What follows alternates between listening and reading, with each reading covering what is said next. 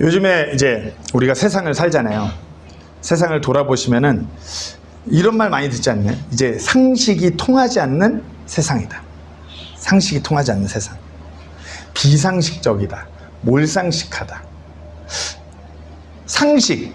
자, 여기서 이제 어려운 질문 나갑니다. 상식. 상식 영어로 뭘까요?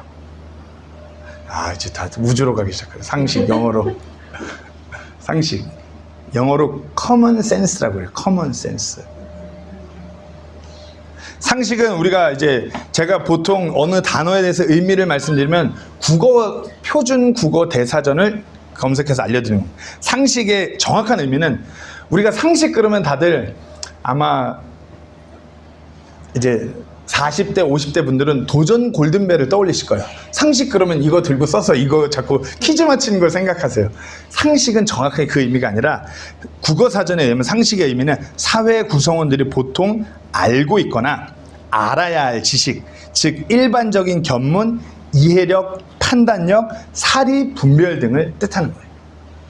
말 그대로 상식은 사람들이 당연하다고 생각하는 가치관, 행동 등을 포함해서 사회적으로 그냥 보편적으로 공유되는 개념이 상식인 것이에요. 너무 당연하다고 여겨지는 것이 상식이에요. 근데 지금 이 세상을 보면은 상식이 아닌 것 같고 비상식이 상식으로 통용되는 그런 세상을 우리가 살아가요. 도덕적인 기준도 뒤집히고 남을 속여서 내가 그 사람을 밟고 올라가는 것이 당연한 것. 경쟁에서 어떻게든 이기는 것이 지혜고 세상에서 그 사람만이 인정받는 그런 비상식이 통용되는 그런 세상에 살고 있어요. 무엇보다 안타까운 것은 교회 안에도 상식이 아니라 비상식이 다들 아무렇지도 않게 아니라고 하는 것 같지만 교회 안에서도 비상식이 만연하다는 것이에요. 하나님을 믿는다고 하는 사람들이 모여갖고 하나님의 뜻과 하나님의 말씀 안에서 그 보편적으로 사람들이 모두 인정하고 따르는 그 기준, 그 상식을 거꾸로 역행하는 모습들이 교회 안에서 또한 많이 보여져요. 그러니까 어떻게 해요? 세상 사람들이 교회를 봤을 때 손가락질이는 세상 사람들이 봤을 때 세상 사람들이 봐도 야, 이건 아니지 않아? 어떻게 교회가 이래? 세상 사람들이 봐도 비상식적으로 보이는 거예요. 종교라는 그 뒤에 숨어서 육신의 것을 바라보며 비상식적인 행동들을 일삼는 것이 지금 현재 교회에서 많이 드러나는 모습들이에요. 철저하게 세상 사람들의 눈으로 봐도 비상식적인데 자신들은 하나님을 위해서 하나님을 따르는 하나님의 뜻이라고 착각해요. 우리가 그런 부분을 조금만 살펴보자면 교회 안에서 세상 사람들이 비상식적으로 많이 바라보는 것은 우리가 가장 그 핫한 이슈죠. 헌금. 세상 사람들이 많이 교회를 보고 손가락질하는 건 헌금을 강요하고 헌금을 자기들 뜻대로 마음대로 막 남용을 해요. 헌금은 교회 안에서 어떨 때 보면 감동에 의해서 하나님께 드리는 그런 드림이 아니라 어떤 일종의 거래처럼 통용되기도 하고요. 어떤 자신의 축복을 위해서 인베스트, 투자하는 투자의 개념으로 많이 생각들을 하세요. 아니라고 하지만 그렇게들 많이 여겨요. 아니면은 하나님과의 어떤 보이지 않는 무기나 그런 어떤 계약서를 쓴 것처럼 하나님 이번에 제가 요번에 요거 하는 일이 잘 되면 제가 하겠습니다. 성경 어디에도 없어요. 비상식적인 거예요. 근데 우리 안에서는 아무도 모르게 안에서는 비상식이에요. 어디도 그런 게 없어요. 근데 자기 뜻대로 그런 식으로 헌금을 내면서도 이거 내가 요만큼 내면 내가 하는 일이 잘 안 풀리는 거 아니야? 우리 애들이 어떻게 안 돼? 좋은 대학 못 가는 거 아니야? 우리 애가 어떻게 안 되는 거 아니야? 좀 더 내야지. 아니면 하나님 내가 이번에 자꾸 일이 틀어지니까 제가 헌금을 못 하잖아요. 무슨 자꾸 하나님과 기브 앤 테이크의 계약 조건으로 헌금을 교회 안에서 아무렇지도 않게 해요. 그릇된 몇몇의 목회자들은 헌금을 무조건 강요해요. 헌금을 강요하고 사람들 보는 앞에서 몇억 누구누구 장로님 할렐루야, 몇억 누구누구 권사님 할렐루야 강요해요. 고린도서 9장 7절에 보면 헌금에 대해서는 딱 요 기준 하나밖에 없어요. 저마다 자기 마음속에 정한 대로 낼 것이요 마지못해 하거나 억지로 하지 말지니 하나님은 즐거이 내는 자를 사랑하시느니라. 이게 교회 안에서 비상식적으로 통용되는 것에 대해서 성경이 말씀하고 계시는 그리스도인의 상식인 것이, 헌금은 이렇게 드리는 거다. 정말 그 안타까운 그 1,000번제라고 들어보셨나요? 1,000번제? 다행히 여기는 아무도 없으시구나. 가끔 1,000번제 그러면은 저도 저희 아버지가 장로교에서 목회했기 때문에 1,000번제 그러면 교회 내 봉투가 있어요. 그러면 넘버를 써서 내요. 1, 2, 3, 4 무슨 에너자이저 광고도 아니고 391, 390줄 매일 그렇게 넘버를 해갖고 헌금을 해요. 1,000번제. 왜 그러냐니까 1,000번 드리는 헌금이라 그렇대요. 그래서 열왕기상, 제가 여기 살펴보지 않게요. 나중에 찾아보세요. 열왕기상 3장 4절을 보면 솔로몬 왕이 1,000번제를 드려요. 그러면 카운트할 때 1,000번이 아니라 1,000마리의 헌물을 태우는 번제로 드린 거예요. 그게 1,000번제예요. 1,000개를 한 번에 하나님께 태워 드리는 게 1,000번제예요. 근데 그게 우리나라 교회에서 어떻게 해요? 하나, 둘, 셋, 넷. 567, 568, 998. 야, 거의 끝났다. 그리고 1,000번제를 드리면은 솔로몬 왕에게 하나님께서 막 어떤 응답하시던 그런 일이 뭔가 이루어지려고 할 때, 그래서 한국의 많은 엄마들이 애들 1,000일 전에 수능을 앞두고 1,000번제를 많이들 시작해요. 웃으시면 옆에서 본 거죠. 비상식이에요. 성경이 없어요.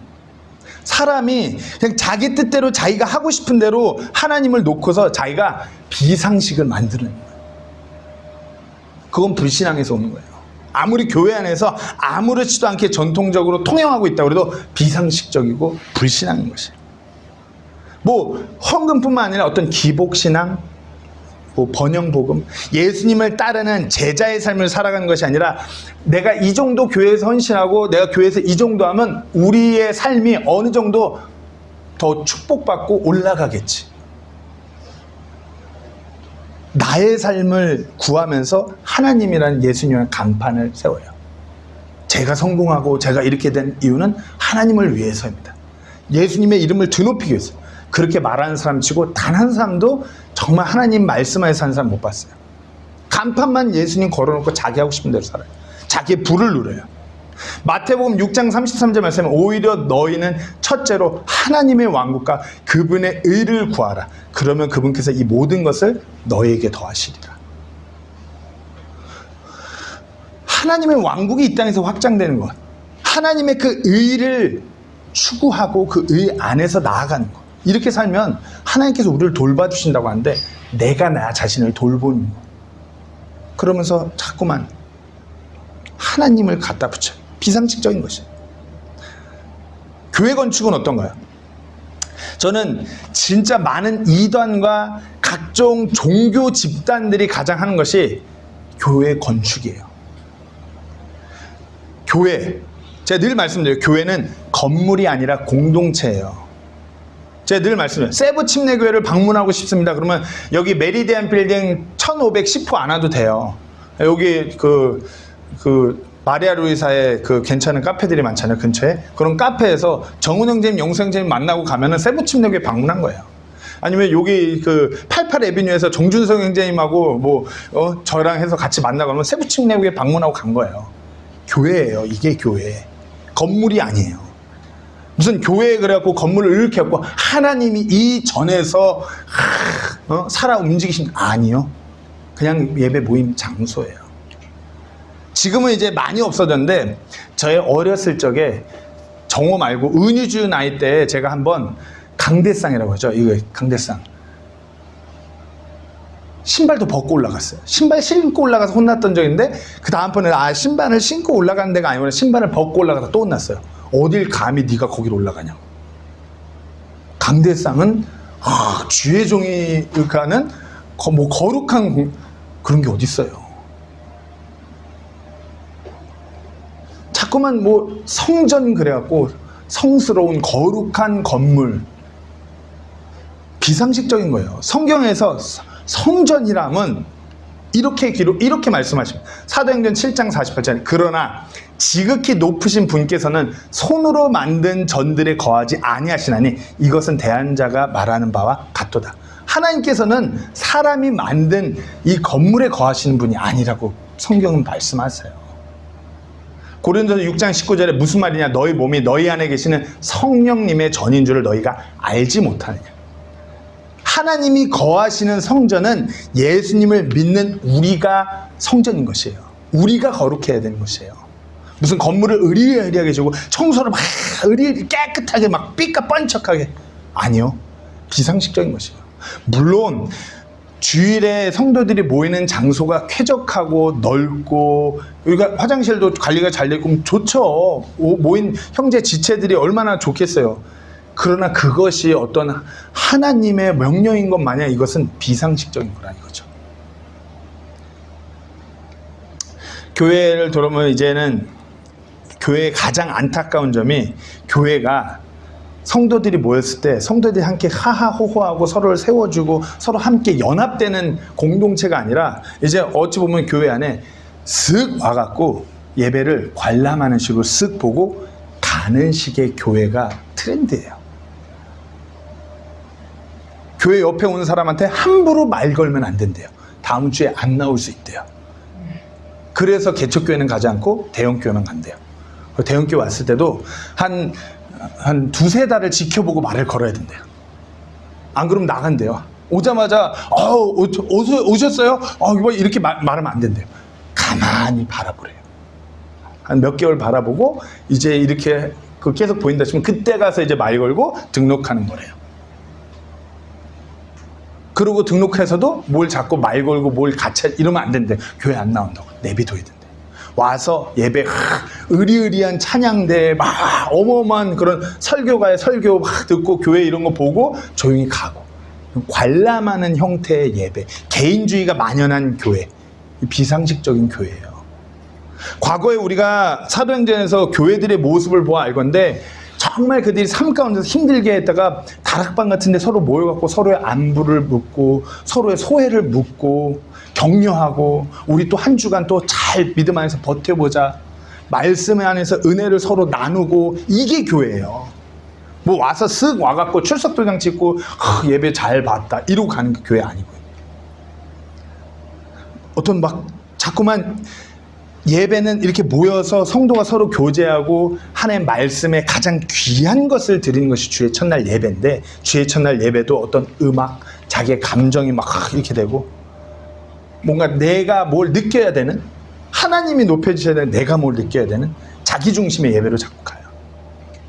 요한복음 4장 24절에 예배 경배에 대해서 이렇게 말합니다. 하나님은 영이시니 그분께 경배하는 자들이 반드시 영과 진리로 그분께 경배할지니라 하시니. 저희 비상식적인 교회 모습들에 대해서 좀 살펴봤어요. 우리가 여기서 한 가지 중요한 진리를 기억해야 돼요. 이런 비상식적인 것들이 왜 이렇게 되냐? 불신앙에서 나와요. 그럼 거꾸로 정말 그리스도인이 가져야 되는 그런 상식은 어디서 나오냐? 성경 기록에서 나오는 것이에요. 어느 교회의 전통, 수십 년간 교회가 지켜온 전통 아니요. 어느 목회자, 대단한 목회자가 막 전하는 그런 메시지 아니요. 모든 그리스도인의 상식은 성경 기록에서 나오는 것이에요. 그들의 삶의 구석구석, 그들이 살아가고 판단하고 분별하는 모든 것들은 성경 기록에서 나오는 것이에요. 상식, 커먼 센스, 그리스도인의 그 기준, 척도, 그 상식, 그것이 좀 하나님의 상식인 것이에요. 우리가 상식 그러면은 일반적으로 얘기해갖고 뭐가 이해할 수 있고 합당하고 타당해야지 그게 상식인 것이에요. 하나님은 그런 분이에요. 하나님은 무슨 말도 안 되는데 무조건 하나님이니까 믿어, 이런 분 아니에요. 이사야서 1장 18절에 하나님께서 이렇게 말씀하셨어요. 주께서 말씀하시니라 이제 오라 우리가 함께 변론하자. 여기서 변론하자 볼 때 그 come now and let us reason together. 그러니까 따져보자 이거예요. 합당하게 일로 와봐. 나랑 내 그런 계획과 내 계획에 대해서 한번 나랑 얘기해보자. 합당하게 이거를 살펴보자 이거. 이해시켜 주겠다 이거. 설명하겠다 이거 하나님께서. 이런 하나님이에요. 비상식적이고 뭐 무조건 믿음으로 아니에요. 합리적이고 우리가 이해할 수 있도록 때문에 우리에게 성경 기록을 보존하여 주시는 거예요. 우리가 understanding 이해할 수 있도록 설득하시는 하나님이에요. 근데 우리가 이런 경우가 있죠. 때로는 상식적으로 이해가 돼야 되는데 상식적으로 이해가 안 될 때가 있어요. 그거는 하나님이 비상식적이어가 아니라 하나님께서 우리의 상식을 초월하시기 때문이에요. 우리의 상식이 만약에 성경 기록을 아는 지혜가 조금 올라가면 그 상식을 초월하는 하나님이 조금 더 이제 이해가 되는 것이에요. 아, 이게 이렇구나. 내가 그 상식만큼 올라가는 것이에요. 자녀를 양육하는 분들이면 다 이해할 수 있어요. 아마 어린 아이 때 부모로서 당연히 마땅히 위험하고 안 좋은 것, 악한 것들을 막아야 돼요. 근데 그 아이들은 뭐라고 생각했죠? 지금 나를 통제하는 거야. 나를 억압하는 거야. 왜 이래 막. 애들의 시각에서는 비상식적인 거. 나한테 왜 그래? 나 지금 이거 먹어야겠다. 나 지금 이거 해야겠는데 도대체 나한테 왜 이래? 애들의 시선에서는 비상식적인 거야. 근데 부모의 시선은 뭐죠? 상식적인 거예요. 그럼 부모가 아이들의 상식을 뛰어넘어 초월하기 때문에 아이들은 이해를 못하지만 아이들이 커가면서 어떻게 해요? 상식이 쌓이면서 부모를 이해하기 시작하는 것이에요. 이게 우리의 신앙생활, 그리스도인으로서 우리가 하나님을 향한 우리 삶의 상식도 이와 같은 것이에요. 정말 하나님의 말씀 안에서 그 상식 안에서 걸어가고 있는데 때로는 이해가 안 된다? 그러면 하나님의 말씀을 들여다보면 우리의 상식을 초월하신 하나님을 만나고 알아가게 되는 것이에요. 그러면서 우리가 그분을 이해하는 것이에요. 아, 이렇구나. 그래서 우리가 그리스도인으로서 이 땅을 살아갈 때 우리가 정말 비상식적인 그런 사람이 되지 않기 위해서는 정말 시대의 어떤 유행, 어떤 인간적인 욕망을 쫓아 살아가는 그런 사람이 되지 않기 위해서는 우리가 하나님의 말씀을 펴야 돼요. 불신앙 그런 비상식적인 그리스도인이 아니라 하나님의 말씀을 펴서 말씀 안에서 살아가야 되는 것이에요. 그래서 오늘 본문은 그렇게 상식적인 그리스도인이 되기 위해서 권면하는 성경 구절들이에요. 디모데 3장 오늘 본문 말씀입니다. 마지막 때가 어떻게 펼쳐질지 사도 바울이 디모데에게 야 마지막 때는 이럴 거야. 이런 위험한 때가 도래할 거야. 그러니까 너는 이렇게 해야 돼. 그러면서 디모데후서 오늘 본문 앞에 3장 1절에서 5절 말씀을 보면 또한 이것들을 알라. 즉 마지막 날들의 위험한 때가 오리라. 아들 같은 영적인 아들 디모데야 잘 들어봐. 앞으로 너가 이제 목회를 시작하는데 너가 목회를 시작하는 마지막 그 타이밍은 이제 위험한 마지막 때야. 쉽지 않아. 그때는 사람들이 어떠냐면 사람들이 자기를 사랑하며 탐욕을 부리며 자랑하며 교만하며 신성모독하며 부모에게 불순종하며 감사하지 아니하며 거룩하지 아니하며. 이게 거꾸로 하면 뭔지 아세요? 거꾸로 하면 우리의 상식이에요. 나만 막 이렇게 하지 않고 다른 이를 섬기고 사랑하는 거. 당연히 그게 옳죠. 탐욕을 부리지 않는 것 당연히 그게 상식으로 옳아요. 자랑하고 교만하는 것이 아니라 겸손하고 신성모독하는 것이 아니라 하나님을 높이고 부모에게 불순종하는 것이 아니라 순종하고 감사, 거룩하고 이게 상식이에요. 근데 그 마지막 위험한 때는 어떻게? 비상식적인 세상이 도래하는 것이에요. 바울이 디모데에게 이렇게 얘기하는 것이에요. 야 이래. 이렇게 비상식적으로 가. 본성의 애정이 없으며 협정을 어기며 거짓 고사하며 절제하지 못하며 사나우며 선한 자들을 멸시하며. 철저하게 완전히 비상식적인 것이에요. 배신하며 고집이 세며 높은 마음을 품으며 하나님을 사랑하기보다는 쾌락들을 더 사랑하며 하나님의 성품의 모양은 있으나 그것의 능력은 부인하리니 이런 자들에게서 돌아서라. 이렇게 비상식적으로 살아가는데 사람들이 양심에 아무런 찔림이 없어요.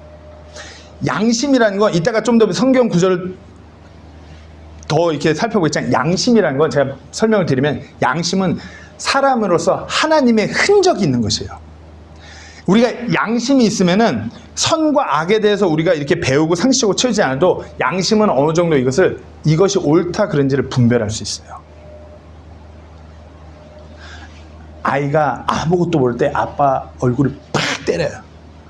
근데 팍 때리고 난 뒤에 뭔가 잘못 돌아가는 걸 느껴요.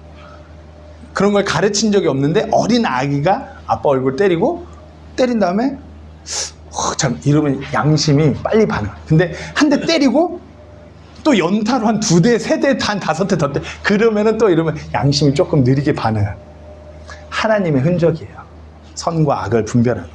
때문에 뭔가에 대해서 우리가 배우지 않아도 양심이 이것이 옳구나를 반응하는 것이에요. 로마서 1장 26절 27절에서 이런 까닭으로 하나님께서 그들에게 수치스러운 애정에 내주셨으니 이는 심지어 그들의 여자들도 본래대로 쓸 것을 본성에 반한 것으로 바꾸었기 때문이라. 이와 같이 남자도 본래대로 여자 쓰기를 버리고 서로를 향해 욕정에 불타 남자가 남자와 더불어 보기 흉한 짓을 행함으로 자기의 잘못에 대한 응분의 대가를 자기 속에 받았느니라. 디모데 3장 아까 봤던 그 구절보다 어쩌면 이 구절이 더 비상식적이에요. 이거 지금 그거예요. 남색과 여색. 남자가 남자랑 여자가 여자랑 그 얘기하는 거예요. 이런 일을 하면서 양심에 이게 없는 거는 이미 철저한 세상 비상식적인 문화에 젖어졌고 양심이 무감각해진 거예요. 이거 아닌데. 과거에는 그래도 사람들이 세상적인 상식으로 이게 잘못됐다는 걸 알았어요. 그러니까 이거 아니지. 누가 안 가르쳐도 저건 아니야. 근데 세상 문화가 점점 이거를 상식으로 바꿔버리니까 이것에 대해서 우리같이 얘기하는 사람이 비상식적인 거고, 양심으로는 이거 아닌 것 같은데 하면서 세상이 그러니까 이거에서 오케이 하다 보니까 양심이 무감각해지는 것이에요. 성경 말씀을 떠나서 하나님의 뜻을 떠나서 그런 상식을 떠나서 그냥 인간의 욕심대로 하니까 상식도 없고 양심마저 무뎌지니까 세상이 이렇게 가는 것이에요. 희망이 없는 것 같아요. 그러니까 바울이 디모데에게 지금 이런 세상이 도래해야 한다고 얘기하는 것이에요.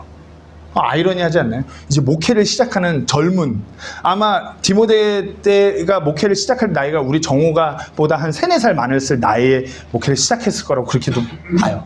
아주 젊은 나이에. 근데 그런 어린아이에게, 어찌 보면 이제 청년에게 잘해야 된다, 권면하고 격려하고 너 어린 나이에 참 대단해, 앞으로 잘할 수 있을 거야, 이게 아니라 막 절망적인 메시지를 주는 것 같아요.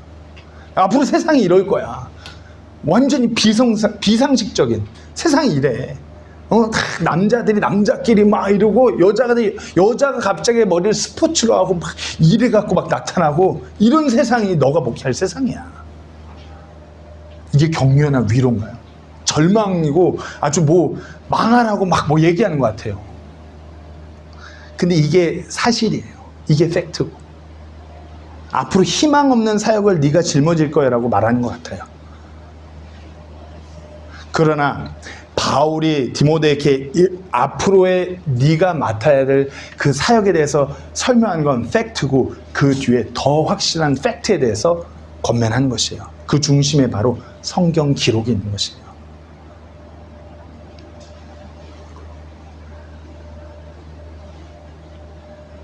제가 한 구절을 스킵했네요. 양심에 대해서 로마서 2장 14절 15절 말씀, 율법을 소유하지 않은 이방인들이 본성에 따라 율법 안에 있는 것들을 행할 때 이들은 율법을 소유하지 않아도 자기가 자기에게 율법이 되니, 이들은 또한 자기 양심이 증언하며 자기 생각들이 서로 고소하거나 변명하는 가운데 자기 마음속에 기록된 율법의 행위를 보인다.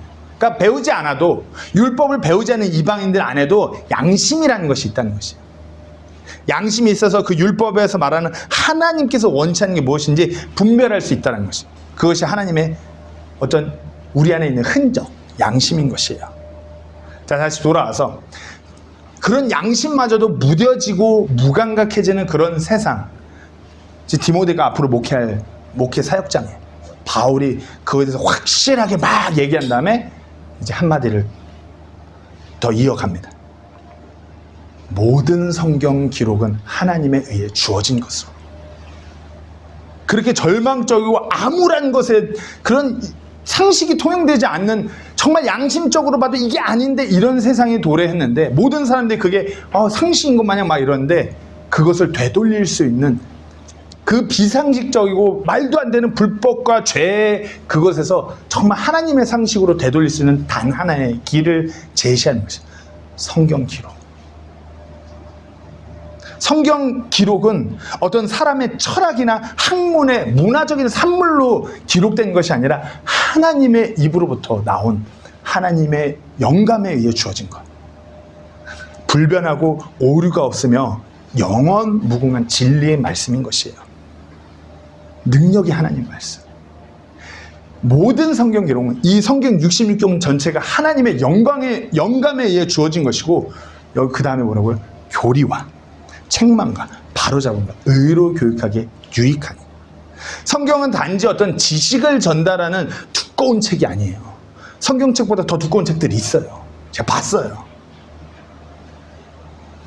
지식을 전달하는 것이 아니라 삶을 교정하고 정말 우리의 인격과 성품들을 변화시키고 우리가 예수님을 닮아 성숙한 삶을 살아갈 수 있도록 우리를 변화시키는 능력의 말씀이에요. 바울이 디모데에게 세상이 앞으로 이렇게 어두워질 거야 말했어요. 아무리 어두워지고 사람들이 아무리 무감각해지고 아무리 망가진다고 하여도 하나님의 말씀은 동일하게 일할 수 있기 때문에 바울이 이것을 전하는 것이에요.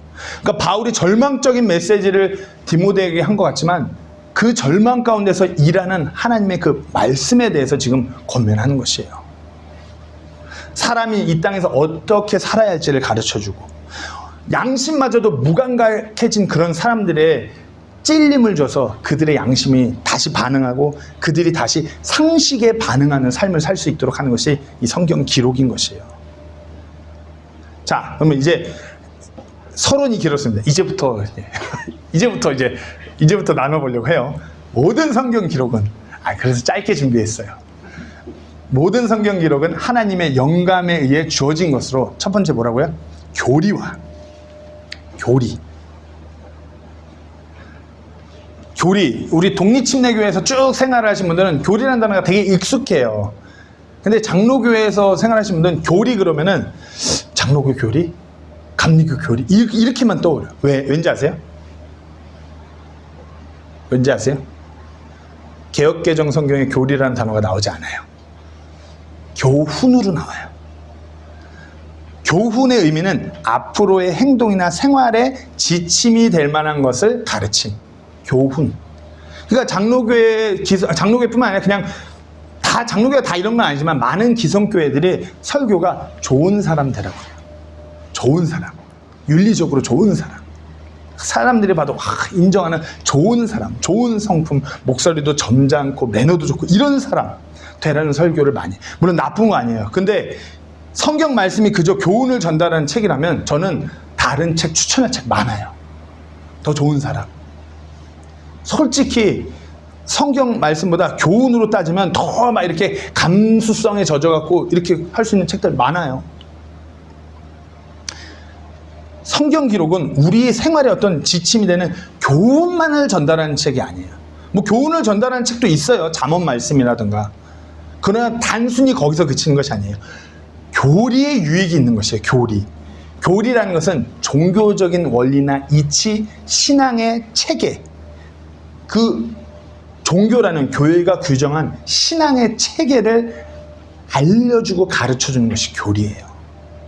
그러니까 신앙의 체계, 우리의 구원에 관해서, 하나님의 심판에 관해서, 하나님의 그 주권과 섭리, 하나님의 이 땅에 우리를 사랑하는 그런 모든 그분의 한없는 그 마음이나 그런 모든 것들에서 알려주는 것이 교리인 것이에요. 이러니까 좀 어렵죠, 교리. 좀 더 쉽게 설명할게요. 교리 영어로 뭐죠? 어딨나? 교리. 여기 닥트린. 교리 닥트린이죠. 닥트린. 자, 닥트린과 유사한 단어를 한번 떠올려 보세요. 닥터. 우리가 닥터를 뭐라고 그러죠? 의사 또는 박사라고 그래요. 의사 박사 정도 되면은 막 비상식적이고 막 이런 게 아니에요. 그 이론에 합리적이고 이성적으로 설명하고 이런 분들이 의사고 박사예요. 어느 의사가 저만 믿으시고 이거 한번 꽂아보세요. 세상에 이런 의사 없어요. 우리는 그런 의사를 전문용어로 뭐라고 그러죠? 돌팔의. 어느 박사가 자기 논문을 써냈는데 저만 믿고 따라오세요. 이건 제가 경험한 겁니다. 그럼 마침표 도장 그러면 박사하기 박수치는 그런 박사 없어요. 닥트리는 닥터와 같은 어원으로서 이것이 하나님의 그 신앙의 체계를 온전하게 잘 설명해주고 이해할 수 있도록 하는 것이에요. 그 진리를 우리가 받아들일 수 있도록 가르쳐주는 것이 교리인 것이에요. 그리스도인이라면 이 교리를 우리가 대함으로 인해서 그 하나님의 진리에 관한 상식이 올라가는 것이에요. 이해할 수 없는 하나님을 우리가 더욱더 이해하는 것이에요. 상식의 수준이 높아지는 것이에요. 그만큼 우리의 양심이 그 상식대로 살면 더 올바르게 작동할 수 있는, 이것이 더 옳고 이것이 잘못됐고를 확실히 분별할 수 있는 것이 생기는 것이에요. 교리가 상식이에요. 교리가, 하나님의 진리가 정말 중요하건데 이 교리가 무너지면 어떻게 되냐? 이게 비상식적이면 교회 안에 잘못된 구원론들이 들어오는 것이에요.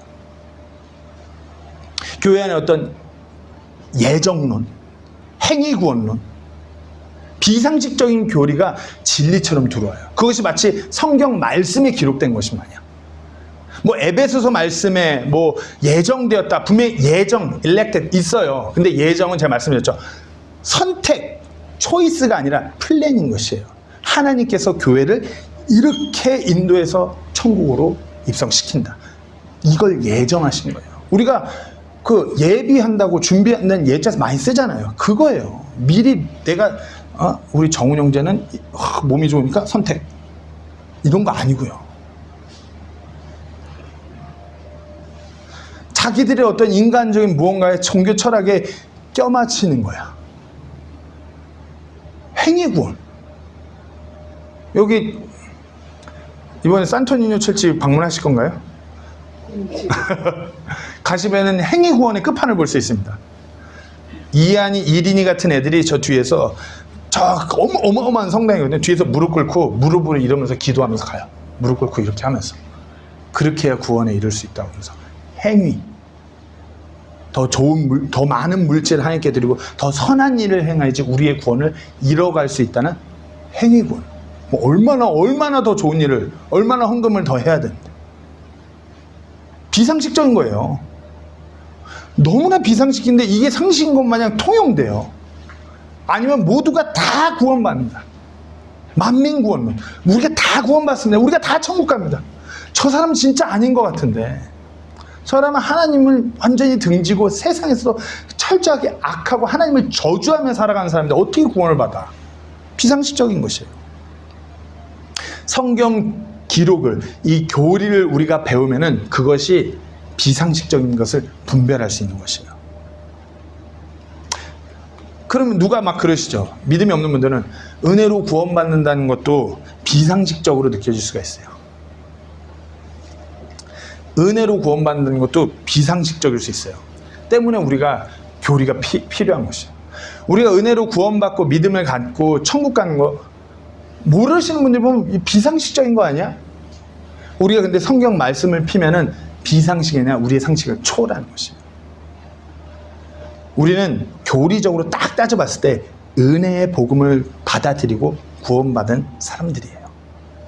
로마서 6장 23절 말씀에 죄의 삭은 사망이나 하나님의 선물은 예수 그리스도 우리 주를 통해 얻는 영원한 생명입니다. 여기서 이제 배드뉴스를 먼저 하죠. 죄의 삭은 사망이나. 죄에 대한 그 결과물은 죽음인데 여기서 말하는 우리 육신의 죽음도 해당되지만 육신의 죽음을 넘어서 우리가 잘 아는 지옥에 떨어져서 죄값을 받는 것.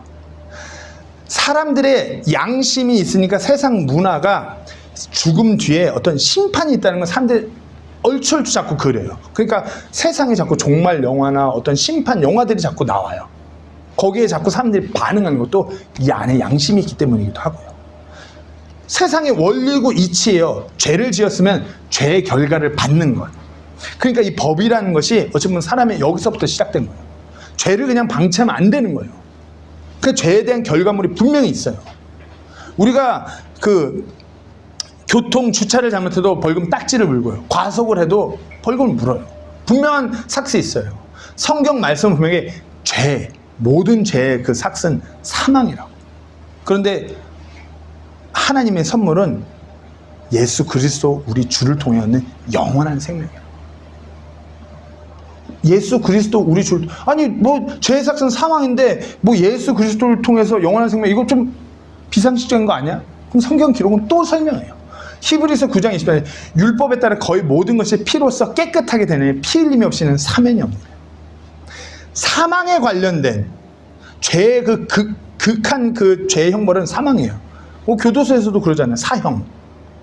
예수님께서 자신의 피를 통해서 우리의 죄의 값을 대신 치르신 그 피 흘림을 얘기하는 것이에요. 죄값을 치르는 그 상식인데 그것을 예수님께서 우리를 대신하여 그렇게 행하셨다. 이것을 우리는 복음이라고 그렇게 말을 합니다. 고린도전서 15장 2절 4절 말씀에 너희가 만일 내가 너에게 선포한 것을 기억하고 헛되이 믿지 아니했다면 역시 그 복음에 의해 구원을 받았느니라. 나 역시 받은 것을 무엇보다 먼저 너에게 전하였느니 그것은 곧 성경 기록대로 그리스도께서 우리 죄들로 인해 죽으시고 묻히셨다가 성경 기록대로 셋째 날 다시 일어나시고 이것을 믿으면 구원받는 것이에요. 뭔가 비상식처럼 들릴 수 있어요. 그래? 근데 우리가 이 성경의 교리들을 듣고 생각하다 보면 이것이 우리의 상식이 자라면서 하나님을 이해하게 돼요. 우리를 향해서 그런 마음을 품으신 것이 하나님이시구나. 이것은 선물이구나. 내가 뭘 이렇게 하는 것이 아니라 그냥 받아들이기만을 원하시는구나. 에베소 2장 8절 9절 말씀에 너희가 믿음을 통해 은혜로 구원을 받았나니 그것은 너희에게서 난 것이 아니요 하나님의 선물이. 이것을 선물로 주셨기 때문에 이것은 선물이기 때문에 내가 비상식적인 것이 아니라 선물이기 때문에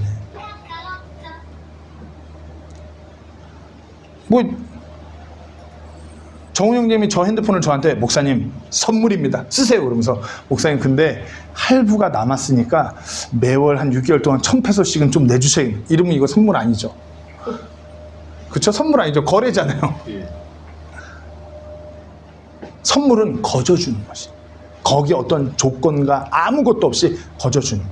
하나님께서 우리에게 구원이라는 것을 이 복음을 선물로 주신 것이에요. 하나님의 선물이니라. 행위에서 난 것이 아니 이것은 아무도 자랑하지 못하게 하려 함이라. 선물이기 때문에 여기에 우리의 의가 조금이라도 들어가면 선물이 아닌 게 되기 때문에 행위가 아니라 내 의가 들어가면 내가 자랑할 수 있기 때문에 내가 그래도 하나님을 믿을 때 이렇게 해서 아니요. 전적으로 하나님의 은혜 선물로 받은 것이에요. 아무리 생각해도 하나님이 왜 우리한테 이거를 선물로 주세요? 이게 비상식적 아니에요. 성경은 또 말씀하세요. 요한복음 3장 16절에 하나님께서 세상을 이처럼 사랑하사 자신의 독생자를 주셨으니 이것은 누구든지 그를 믿는 자는 멸망하지 않고 영존하는 생명을 얻게 하려 함이라. 하나님께서 우리를 그렇게 사랑하시니까 그 선물을 허락하신 것이에요. 우리가 이 은혜의 복음을 받아들임으로 인해서 하나님의 사람으로 살아가고 하나님의 사람으로 완전하게 되기 위해서 이 성경 기록이 필요한 것이에요. 교리와 책망과 바로잡음과 의로 교육하기에 유익한 것은 하나님의 사람이 완전하게 되기 위해서. 하나님이 비상식적인 것이 아니라 우리의 상식을 초월하신 하나님이신 것이에요. 자, 교리예요. 교리. 우리가 그 교리를 통해서 우리의 그런 그리스도인으로서 상식이 올라가고 하나님을 이해하게 되는 것이에요. 그 다음에 뭐야? 책망. 책망은 잘못된 것을 지적하는 것이에요. 아무리 구원받았어도 비상식적으로 세상적으로 죄가 만연한 그런 삶을 살아갈 수 있어요. 그럴 때 그런 자들의 특징이 양심마저 무뎌져요. 구원받았건 구원받지 않았건 그냥 지멋대로 살아가요. 그런 사람들을 책망할 수 있는 건 유명한 목사님이나 어느 부모나 이게 친한 친구가 아니라 하나님의 말씀이 그들을 책망할 수 있는 것이에요. 그들을 지적할 수 있는 거예요. 너가 지금 잘못되었다. 깨달아야 된다. 이거 할 수 있는 것이 책망이에요. reprove. 잘못됐다. 그럼 잘못된 걸 깨닫게 한다면 잘못된 것에서부터 올바른 것으로 돌이킬 수 있도록 바로 잡아주는 것. 이것도 성경 기록인 것이에요. 비상식적인 그 행위, 불법이 만연한 그 삶, 죄, 거기서 돌이키게 할 수 있는 거 하나님의 말씀이에요. 바로 잡는 거. 상식적으로 원위치에 바로 잡아야죠. 성경 기록이 그 역할을 하는 것이에요. 그리고 어떻게 해요? 바로 잡은가 의로 교육하기에 유익하니. 바로 잡혔으면 어떻게 해요? 바로 잡힌 그 삶에서 더욱더 굳건한 삶으로, 상식적인 삶으로 더 흔들리지 아니하고 온전히 예수님을 닮아가는 삶을 살아갈 수 있도록 가르쳐주는 것이 성경 기록인 것이에요. 그래서 어떻게 해요? 이것은 하나님의 사람이 완전하게 되어 모든 선한 일에 철저히 갖추어지게 하려 합니다. 완전하게 되어 하나님의 그 모든 선한 일을 잘 이 땅에서 이뤄갈 수 있도록 갖춰질 수 있도록 하는 게 성경 기록인 것이에요. 세상이 그렇게 어두워진다고 하는데 우리가 그 진리 안에 바로 서고 때로는 곁길로 새도 우리를 책망하고 바로잡고 다시 세워지게 하는 것이 성경 기록인 것이에요. 마지막 때 사람은 이제 보시면 알겠지만 점점 그들의 상식은 그들의 어떤 본능과 욕망에 의해서 철저하게 이제 비상식적으로 나가요. 그 대한민국 봐서 사람들이 찌찌찌거리잖아요. 갈수록 이제 출산도 안 하고 결혼도 안 하고 이런 세상이 찌찌찌거리면서, 근데 그게 사람의 욕망이에요. 누구 나를 건드리는 게 싫어. 내 상하를 침해하는 게 싫어. 양심은 그게 아닌데 그렇게 삶이 메말라 버리니까 그렇게 가요. 비상식적으로. 그러면서 세상의 모든 기준과 문화가 다 바뀌어요. 양심적으로는 그게 아닌 것 같은데 세상이 그렇게 하니까 양심도 마비돼요. 그럴 때 유일하게 작동할 수 있는 것은 하나님의 말씀뿐이라는 것이에요.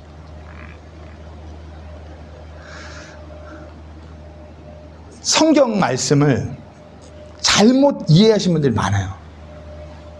여기 보면 하나님의 사람이 완전하게 되어 모든 선한 일에 철저히 갖춰진, 모든 선한 일에 철저히 갖춰진 거 어디 막 무슨 거리 설교를 하고 전도를 하고, 물론 하나님의 복음 전하기 위해서 다 필요해요. 근데 모든 선한 일에 철저히 갖춰진 거 정말 심플하게 생각하셔야 돼요.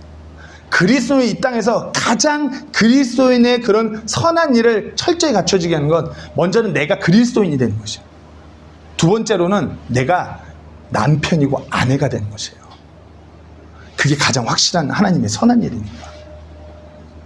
내가 부모가 되는 것, 자녀로서 부모를 존경하고 부모에게 순종하는 것, 그게 선한 일이에요. 그거에 갖추어지는 것.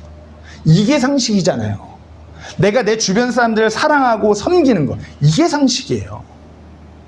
에베소서 5장 6절 보면은 부부에 관해서 뭐 남편들한테는 예수님께서 교회를 사랑하신 거, 너희 아내를 사랑하라고, 아내들한테는 너희 남편에게 복종하라고,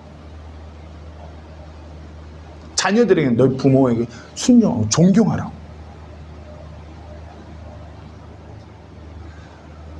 그리고 개인주의가 만연해서 점점 세상을 살아갈 때 삶이 힘드니까 자꾸 서로를 외면해요. 여기 이제 한국을 떠나서 여기 세부는 더 그래요. 경기가 너무 어렵다고 하니까 사람들이 더 막 날이 서 있는 것 같아요. 건드리면 터져요. 서로 개인주의가 많아요. 그러니까 터지니까 아유 내가 개의치 않고 모른 척 해주는 게 맞아. None of my business. 내 일 아니야. 상관할 필요 없어. 저 사람이 너무 어렵고 뭐하는데 들어주고 건면하고 격려해주고 위로하기보다는 아유 이렇게 신경 쓰는 거 아니야. 성경 말씀 분명히 서로 사랑하라고 기록되어 있어요. 상식이에요. 요한일서 4장 11절 12절 말씀에 사랑하는 자들아, 하나님께서 우리를 이처럼 사랑하셨다면 우리도 서로 사랑해야만 하느니라. 어느 때나 아무도 하나님을 보지 못하였으나 만일 우리가 서로 사랑하면 하나님께서 우리 안에 거하시고 그분의 사랑이 우리 안에서 완전하게 되었느냐. 서로 사랑하는 거, 이게 비상식적인 거예요. 서로 섬기고 내 주변 사람들을 돌보고 격려하고 위로하고 이렇게 사랑하는 거 비상식적인가요? 상식적인 삶이 거룩한 삶인 것이에요. 우리 한번 돌아보세요. 나는 정말 상식적인, 성경적인 그 상식으로 살아가고 있는가? 제가 다시 한번 설명하겠습니다. 3장 1절에서 5절 말씀. 철저하게 비상식적인 때가 지금이에요. 사람들이 자기를 사랑하고, 그렇죠? 자기를 너무 사랑해요. 탐욕을 부리며 욕심이, 그 욕망이 난무하는 세상이 지금이에요. 자랑하며 세상 말로 플렉스 한다고 그러잖아요. 인스타에 막 뭘 그렇게 열심히 올려요. 밥 먹을 때 꼭 사진 찍어요. 뭘 사면 꼭 사진 찍어요. 우리 애가 뭘 하면 찍어요. 내가 어딜 가면 다 찍어요. 이게 뭐예요? 자랑하는 거예요. 교만하고 무조건 내 주장, 내가 말하는 게 옳고 내가 하는 건 다 옳지 않아. 얘기만 들으면 이 사람은 세계 정세에서 UN 그 장에 올라서 전 세계를 컨트롤해야 될 것 같아. 부모에게 불순종하며, 감사하지 않으며, 거룩하지 않으며, 늘 우리나라가 전 세계에서 가장 잘 사는데 헬조선, 이 나라 왜 이래? 이 나라가 왜 이러겠냐? 세계에서 제일 잘 나가는 나라인데. 그러면서 거룩하지도 않아요. 이 정도 이렇게 사는 괜찮아. 하나님도 오케이 하실 거예요. 본성에 애정이 없으며 협정을 어기며, 이제 자식이 부모를 죽이는 것도 비일비재한 일이에요. 부모가 자녀를 죽이는 것도 마찬가지고, 협정을 어기며 어느 정도 그 룰이나 그런 질서 마음껏 어겨요. 거짓 고소하며, 절제하지 못하고 사나우며, 선한 자들을 멸시하며, 배신하며, 고집세며, 높은 마음을 품으며, 하나님을 사랑하기보다는 쾌락을 더 사랑합니다. 하나님의 성품의 그 껍데기 모양은 있지만 그것의 능력은 부인하리. 그러니까 하나님의 성품의 그 모양, 종교적으로 그럴싸해 보이는데 철저하게 비상식적으로 살아가요. 성경이 나오지도 않은 게 하나님의 진리인 마냥. 양심은 그러면서 어떻게 해요? 이제 상식도 비상식이고 양심은 이제 그것에 대해서 무감각해져요. 세상이 그러니까 점점 마지막 대로 가는 것이. 그런 마지막 대로 가고 아무리 어두워져도 사도 바울은 뭐라고요? 성경 기록은 우리를 온전히 가르치고, 우리를 찌르고, 우리를 바로잡고, 우리를 바로 온전히 세울 수 있도록 의로 교육하게 유익하고, 우리가 하나님의 사람으로서 선한 일을 할 수 있도록 완전하게 갖춰지게 하는 것이 성경 기록이야. 디모데야, 이걸 붙들어야 돼. 이 말씀 하는 것이에요. 우리는 비상식적인 그런 불신자가 아니라, 불신앙에 갇힌 자들이 아니라 상식이 통하는, 상식이 있는 그 성경 기록을 붙들고 있는 그리스도인들이 되어야 해요. 매일의 삶 가운데서 이 성경 기록을 내 삶의 부분으로 자리 잡게 해야 돼요. 단순히 내가 올해는 2독 3독 아니요. 정말 이 하나님의 말씀 한 단어의 그 깊이 있는 뜻을 좀 더 묵상하고, 한 구절이더 좀 매일 곱씹어보고 생각해보고, 그럴 때 우리 삶의 위대한 변화를 가져올 수 있는 것이에요. 그런 말씀을 통해서 우리 삶의 위대한 변화를 가져오면은 사람들이 우리를 궁금해하는 것이에요.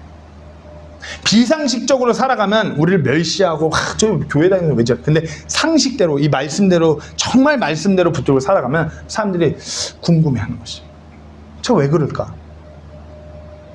그럴 때 우리가 소망의 이유에 대해서 전할 수 있는, 우리가 알고 있는 이 상식, 이 진리에 대해서 나눌 수 있는 기회가 찾아온다 이거예요. 베드로전서 3장 15절 16절 말씀을 이렇게 전합니다. 오히려 너희 마음속에서 주 하나님을 거룩히 구별하고 너희 안에 있는 소망의 이유를 너에게 묻는 모든 사람에게 온유함과 두려움으로 대답할 것을 항상 예비하며. 우리가 그렇게 상식적으로 그렇게 살아가면 세상 사람들이 쟤는 뭐지? 궁금해하는 것이에요.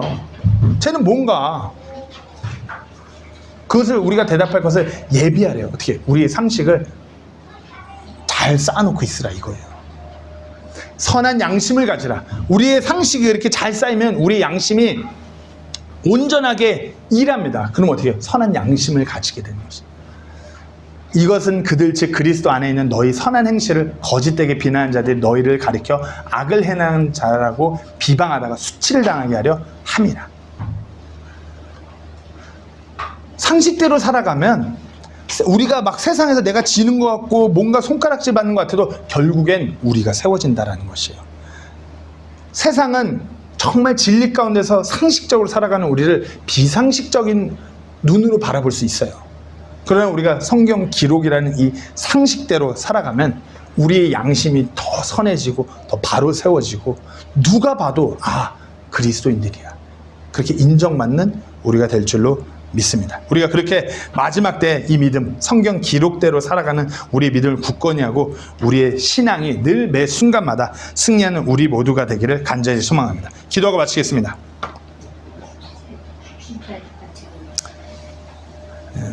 잠시 우리 반주 음악 나올 때 잠시 들은 말씀대로 잠깐 기도하는 시간 갖겠습니다. 잠시 기도할 때 저의 그런 삶의 모든 기준과 판단, 그 모든 상식이 세상의 문화, 나의 철학, 그와 같은 것이 아니라 오직 성경 기록에 기반해서 내가 뿌리내리기를 소망합니다.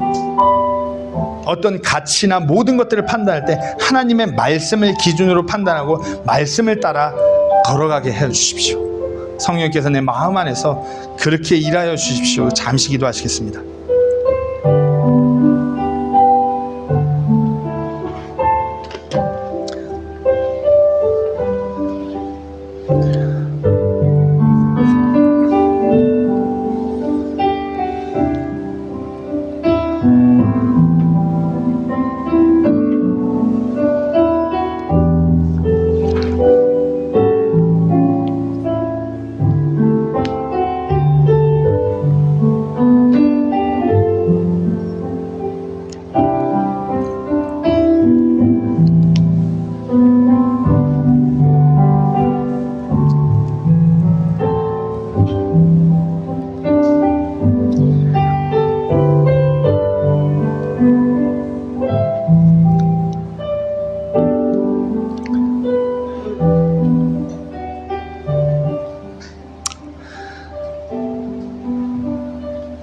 하나님 아버지, 고맙고 감사합니다. 아버지, 무엇보다 세상이 너무나 어두워지고 정말 위험한 마지막 때에 이르렀고 모든 사람들이 정말 비상식적으로 너무나 교만하고 자기를 사랑하고 신성 모독하며 쾌락을 쫓는 그런 상황 가운데서 무엇보다도 하나님의 말씀은 어제나 오늘이나 동일하게 일하심으로 인해 감사드립니다. 아버지, 우리의 상식이 정말 그리스도인으로서 성경 기록 안에서 쌓이고 하나님을 알아가고 하나님을 높이는 그런 삶으로 드려지기를 소망합니다. 아버지, 정말 말씀 안에서 살아감으로, 말씀이 허락하는 그 상식 안에서 살아감으로 세상에서 사람의 눈들에게 손가락질 받을지라도 신실하게 해주시고 궁극에 하나님의 눈에 인정받고 칭찬받는 성도 되게 하여 주시옵소서. 아버지, 또 한 주간 세상에 나가서 세상 문화와 어떤 육신과 영적 전쟁을 치르며 살아가는 우리 성도님들 기억하여 주시고, 아버지, 하나님의 말씀을 통하여서 성도님들의 양심이 반응하고 정말 올바른 그 성경 기록 안에서 나아갈 수 있도록 인도하여 주시옵소서. 오늘 이 자리에 함께하지 못한 성도님들 기억하여 주시고 그들의 마음에 하나님의 말씀을 통한 그런 책망을 바로잡음을 허락하여 주시길 간구합니다. 아버지, 무엇보다 우리 세부 침례교회가 정말 이곳에서 주님 맡긴 일을 잘 감당하게 해요 주시옵소서. 오늘 이렇게 주의 첫날에 주님 안에서 모여 경배케 하여 주신 그 특권으로, 그 은혜로 말미암아 감사드리며 이후에 있을 우리 교제 가운데서 주님 함께 하시길 간구드리며 예수님의 이름으로 기도를 드리옵나이다. 아멘. 오늘은 그 우리 라브레 형제님 안 오시고 태연자매와 아이들과 또 이렇게 친구분 교회를 방문해 주셨어요. 식사 교제하시면서 함께 이렇게 나누시면 좋을 것 같고요. 광고 말씀을 드리면 먼저 드릴 말씀이 8월 마지막 주 저희 서울침례교회 단기선교팀이 왔을 때 그 주일 예배를 우리가 딸리본에서 같이 드리려고 합니다. 그래서 미리 말씀 주면 배편을 제가 준비하고 또 도착하시면 바로 픽업해서 이렇게 예배를 함께 드릴 수 있도록